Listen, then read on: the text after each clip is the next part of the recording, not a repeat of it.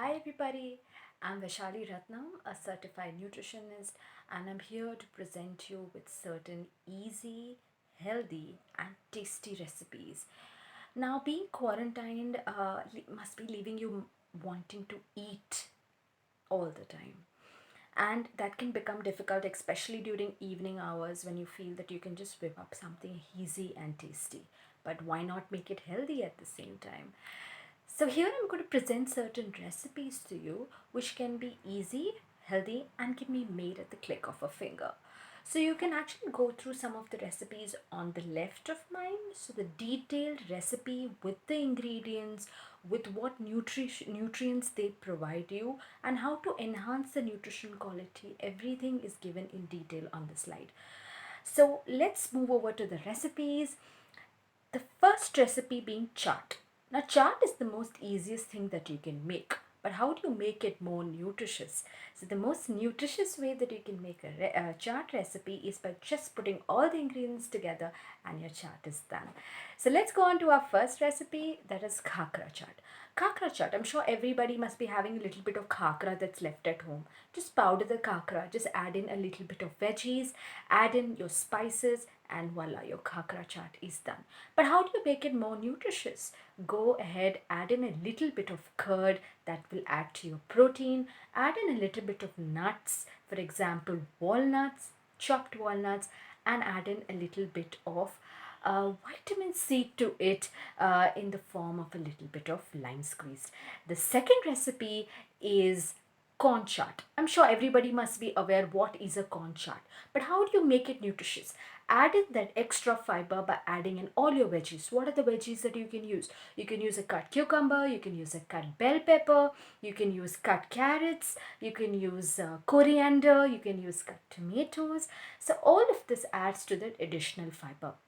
Add the additional protein by adding in a little bit of paneer, that's cottage cheese, which can be powdered and added on top. At the same time, add in a little bit of nuts through chopped almonds, or at the same time you can add in a little bit of pomegranate on top. Again, that adds to the additional vitamin C. The third recipe in the chaat section is the sweet potato chaat recipe. It's a very underestimated chaat recipe, but I can promise you it will be very filling and healthy. Many people do not like sweet potato chaat because of the way it is cooked. So the best way to cook sweet potato is by just using a little bit of oil. Just dry roast it in a little in a deep pot and vessel, or put it in the oven for some time with a little bit of oil drizzled on it and a few spices in the top. And here you go, your sweet potato chaat is ready. But again, how do you make it more nutritious? You can make it more nutritious again by adding in your protein sources through boiled moong. Boiled moong, as well as you can add in dals like roasted chana dal, which will again add to the extra protein. Also, you can add in nuts like peanuts and add in that extra vitamin C by adding a little bit of pomegranate or lime. Also, you can add in kacha curry, or that's also called as raw mango. Now let's go on to dealing with our sweet cravings. We all have sweet cravings, but especially if you have evening time sweet cravings, these are some easy to whip up recipes. So our first recipe is something called as parfait. Parfait is just a high funda word, but parfait is nothing but just four ingredients put together. That's your oats or granola, along with a little bit of fruits, any fruits that you wish to go with it, along with a little bit of curd or yogurt, and also seeds and nuts. It's the fourth ingredient. So put all of them together, layer it up, and either serve it cold or serve it at room temperature. And I promise you, it'll be very tasty. Next, smoothie. Smoothie is nothing except the parfait, which is blenderized. Blenderized along with a little bit of cinnamon. And yes, go ahead, add seeds if you have them at home. This is optional again. Seeds can be added to increase your essential fats, that is good fats, as well as smaller nutrients like iron, calcium, phosphorus, magnesium. The seeds that you can add are your pumpkin seeds, your flax seeds, your chia seeds. Also, you can add in, your sunflower seeds as well. Now, the next recipe, I'm sure all of you will enjoy this recipe. It's a mug cake recipe. Mug cakes generally are demonstrated as being very unhealthy. But yes, now I'm going to share a healthy mug cake recipe, which you I promise it will be tasty as well. So, yes, all of you need essential a mug, a microwavable mug. Okay, in that you can just go on adding all of these ingredients. First of all, remove the maida or the refined wheat flour. Let's add in our whole wheat flour, that is our atta.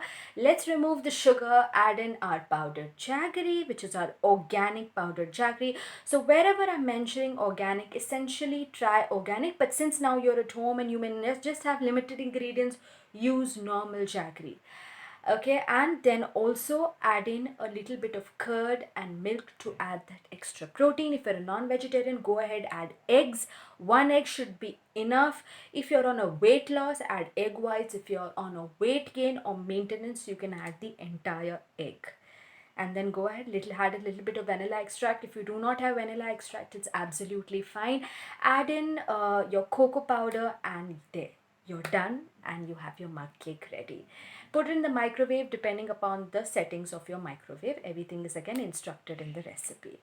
Next, we go on to some preserved ingredients. Preserved ingredients meaning you can store it and keep. The two very important tips that I'm going to talk about are hummus and peanut butter.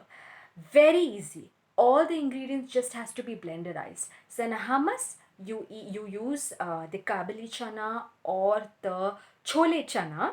Blenderize it along with spices. Go ahead, store it and keep. Have with your breads as well as vegetables and crackers, and yeah, it makes it protein rich, and it even gives you all the essential fats.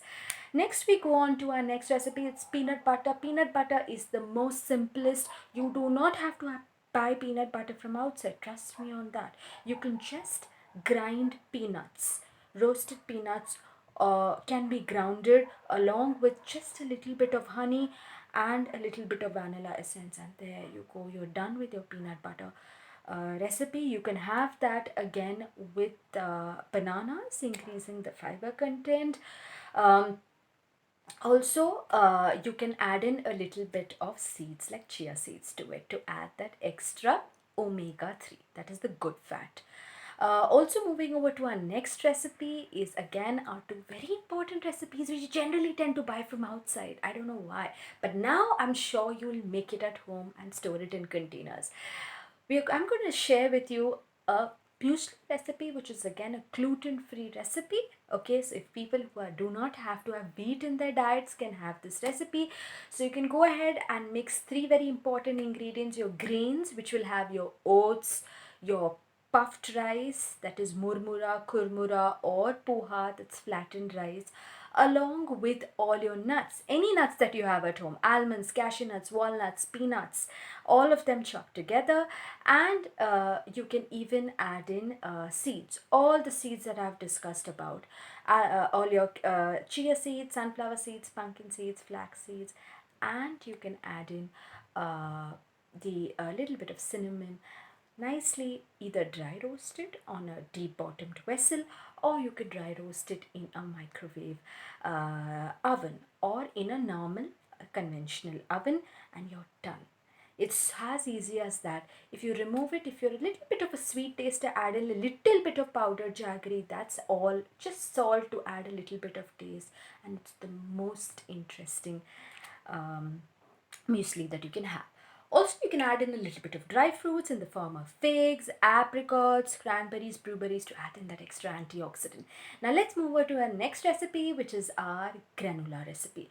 Granolas we generally tend to buy from outside, right? So granola can be very easily made. Again, put in all your nuts together, powder it, mix it in with a little bit of dates along with a little bit of ghee, mix it all together. Take a square bottomed vessel, place it on it, drizzle in, okay, a little bit of melted dark chocolate on top of it, and just keep it in the fridge for about 2 hours, and there you go, your granola bars recipe is ready. all the details again on the left side, so you can even pause the video later and take details of the recipe. The next final recipe is how do you make fruits more tasty. Okay, generally many people do not like eating fruits. So yes, you can have a banana ice cream. Banana ice cream is very simple to make. Take a little bit of frozen bananas, that's just two bananas, keep it in the refrigerator overnight, whole bananas. Remove it the next day, grind it in a mixer, add in a little bit of vanilla essence and honey. There you go. Your banana ice cream is ready. A healthy banana ice cream. Try to source in for organic honey as well. The next and the final recipe is if you have grapes or strawberries or nuts at home and do not want to go for anything elaborate, trust me on this, this is amazing. If you have dark chocolate at home, preferably 70% and greater dark chocolate, just melt the chocolate, mix in your fruits and nuts into it, take it out, store it in the refrigerator, and have one or two of it just to satisfy your sweet tooth. So here you're getting your fiber as well as all your proteins and essential fats. Okay, so yes, so these are some of the recipes that I had to offer you. So let me know how you liked trying out these recipes. And since you're at home, I would request you to be highly innovative, try new things, try to learn something new, and just keep yourself preoccupied at all times. Yeah, stay safe, stay healthy, stay protected, and see you soon. Take care.